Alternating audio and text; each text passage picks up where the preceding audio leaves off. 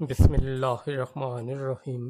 قادسیہ کی جنگ کے خفیہ پہلو، ایمان، حکمت اور قربانی کی ایک حیرت انگیز داستان۔ اسلامی تاریخ میں جنگ قادسیہ کے ایسا عظیم معرکہ ہے جس نے نہ صرف فارس کی سلطنت کو ہلا کر رکھ دیا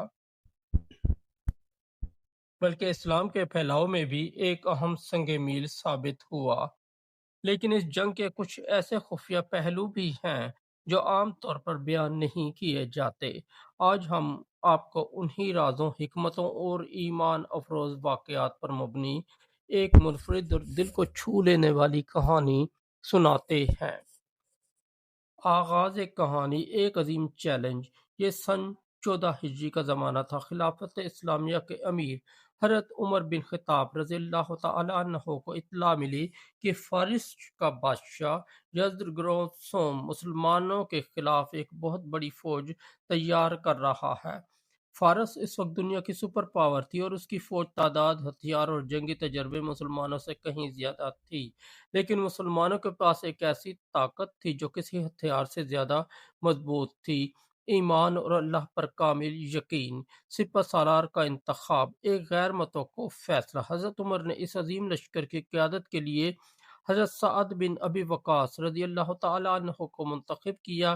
دلچسپ بات یہ کہ اس وقت حضرت سعد شدید بیماری میں مبتلا تھے اور چلنے پھرنے سے بھی قاصر تھے۔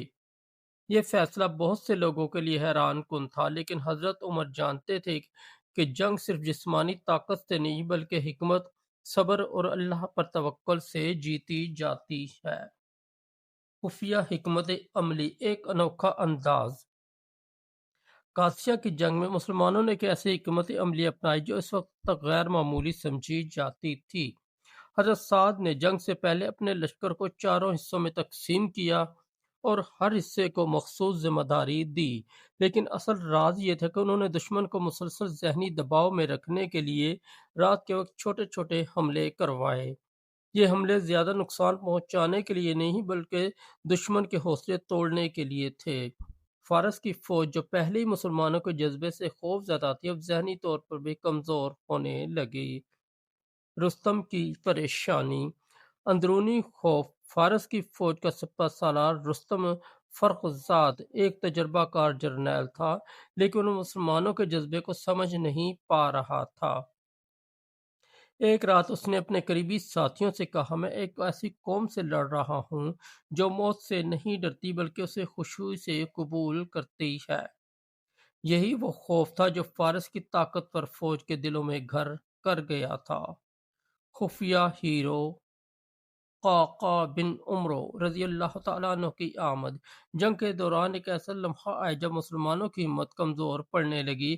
اس وقت ایک عظیم مجاہد حضرت قعقاع بن عمرو میدان میں داخل ہوئے۔ انہوں نے نہ صرف اپنی بہادری سے دشمن کو حیران کیا بلکہ ایک ذہین حکمت عملی بھی اپنائی۔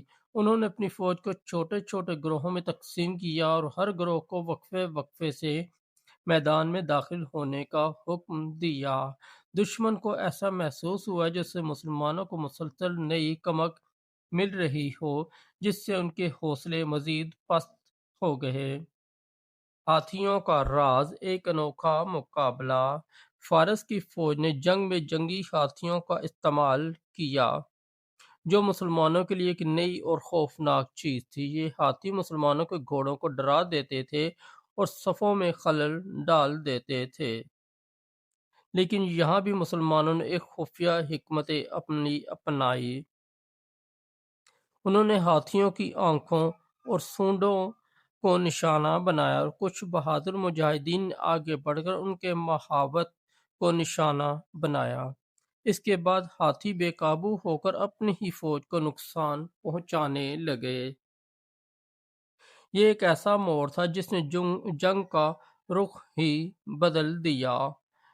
دعا اور رات کی عبادت، اصل طاقت۔ قادسیہ کی جنگ کا ایک سب سے خفیہ اور طاقتور پہلو یہ تھا کہ مسلمان راتوں کو اللہ کے حضور سجدہ ریز رہتے تھے۔